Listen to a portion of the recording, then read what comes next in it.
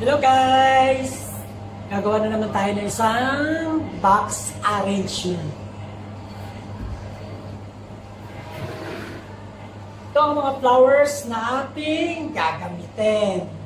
Samahan niyo ako sa aking arrangement na gagawin. Okay, let's start! Pink and white combination ang aking gagawing arrangement ngayon with touch of green, pastel color or light color. Ayan. Unahin natin ilagay ang baby roses pink.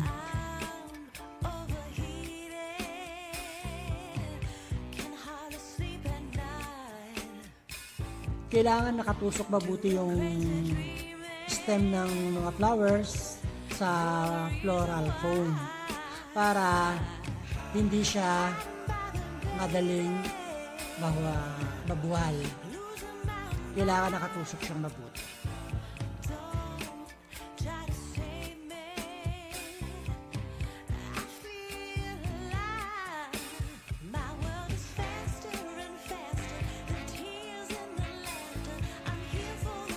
Ayan, nailagay na natin yung pink baby roses sa taas. Isunod naman natin ang baby roses white.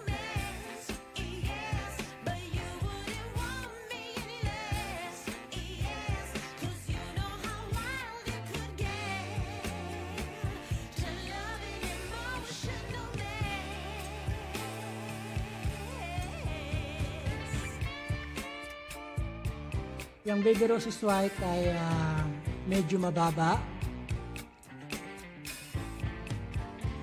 Kailangan mataas yung pink. At medyo mababa yung baby roses white para makita natin yung pink sa taas.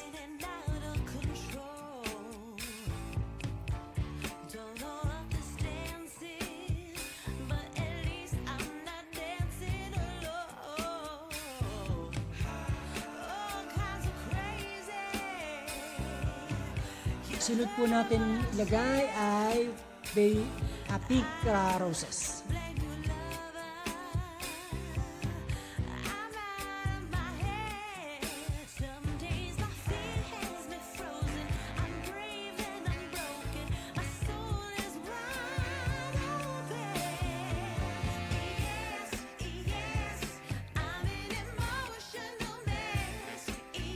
Ang style po ng aking ginagawang arrangement ay layer. Kaya mula taas pababa, kitang-kita lahat ang laki.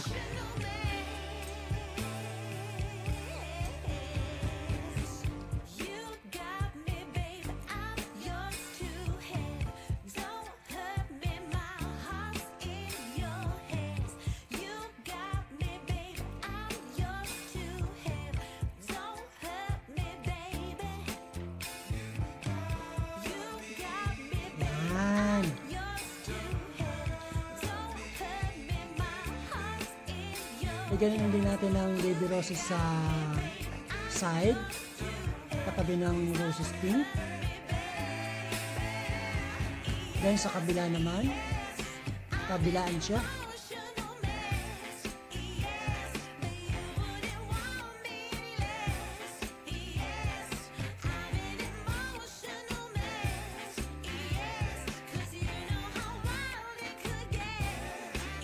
Silipin natin kung okay ba siya. Ayan, baby roses ulit.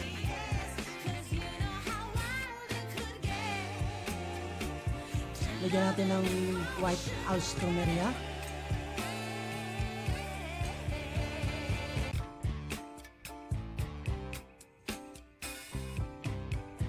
Magkabilang side ulit yan.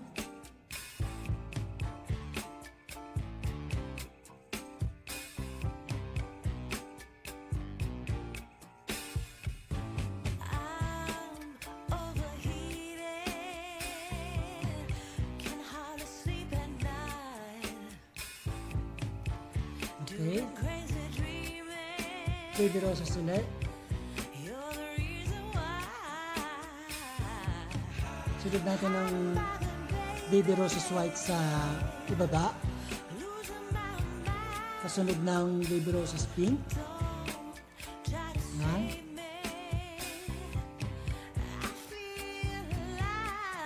Nakaka-enjoy gumawa ng flower arrangement. Talagang mag-enjoy kapag ganitong klaseng trabaho ang gagawin mo, ang hilig mo.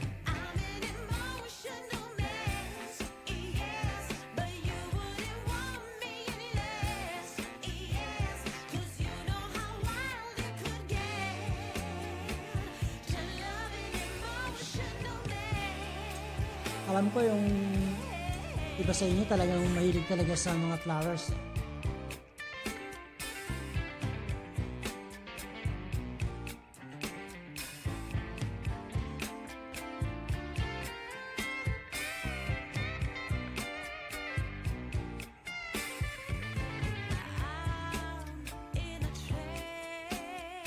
Diba ang ganda ng kulay ng mga flowers? White and pink. Very light color siya. Yan. Kailangan tanggalan ng mga petals na medyo may damage para fresh, lalo pagdating sa customer.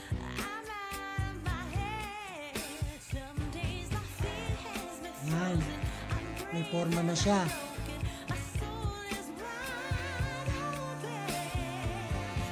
Lagay naman natin ngayon ng solidago. Ayan, solidago ang tawag dyan. Medyo yellow-green siya. At ang flowers niya ay sobrang liliit, pero ang ganda. Lagyan natin sa side. Sa magkabilang side. Lagyan natin siya. O diba? Nabuhay na yung arrangement mo, nagkaroon siya ng light yellow, light green na pillars.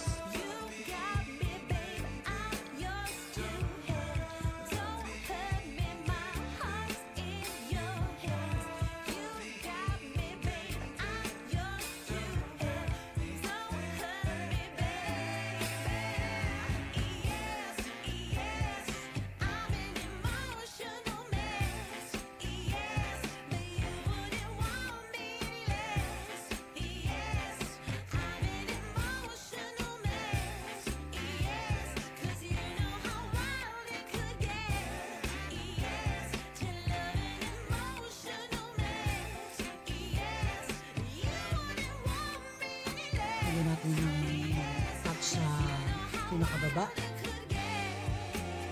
Yan.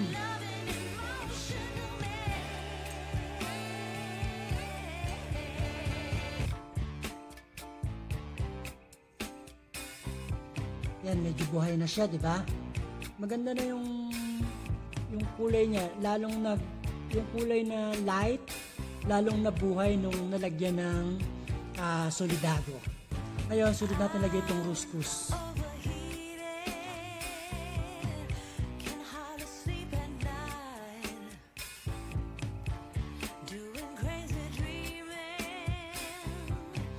Lagyan natin ng 4 na ruscus sa likod.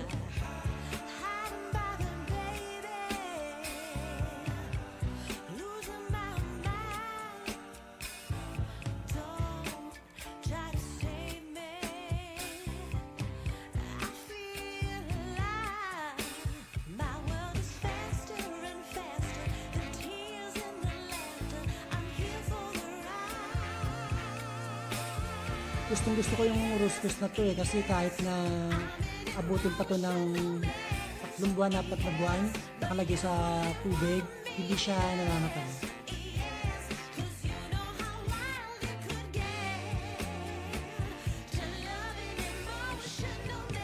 Sunod natin ilagay ay Pittosporum. Yan, Pittosporum yan. Pittosporum ilan ang tawag dyan. Lagyan natin sa pinakababa para makover yung floral foam.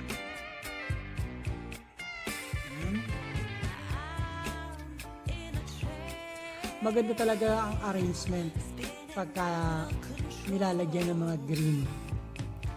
Gustong gusto ko siya na may green. Nabubuhay ang arrangement. O diba?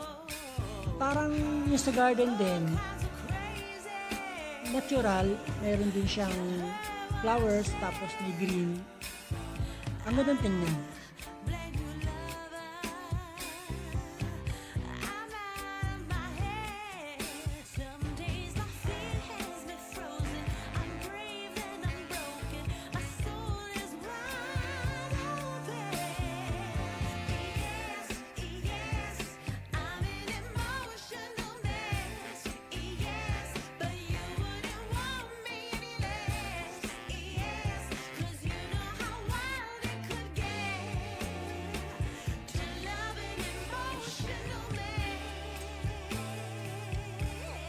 Lagyan natin ng green yung pinakalikod kasi para hindi makita yung floral foam sa likod.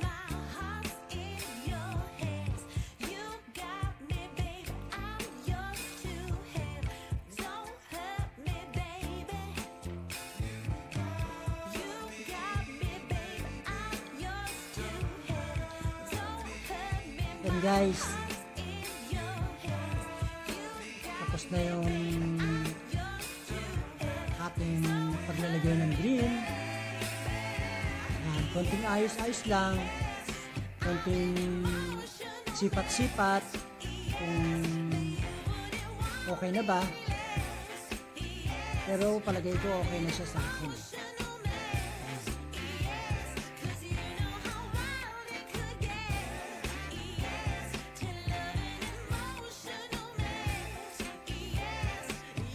Guys, tapos na yung aking ginawang arrangement. Sana nagustuhan nyo yung aking ginawa ngayon na box arrangement na pastel color at layers ang pagkaka-arrange. Maraming salamat sa inyong walang sawang panonood sa aking mga videos. Sana nagugustuhan niyo yung aking mga ginagawang arrangement. Maraming salamat guys. Maraming salamat sa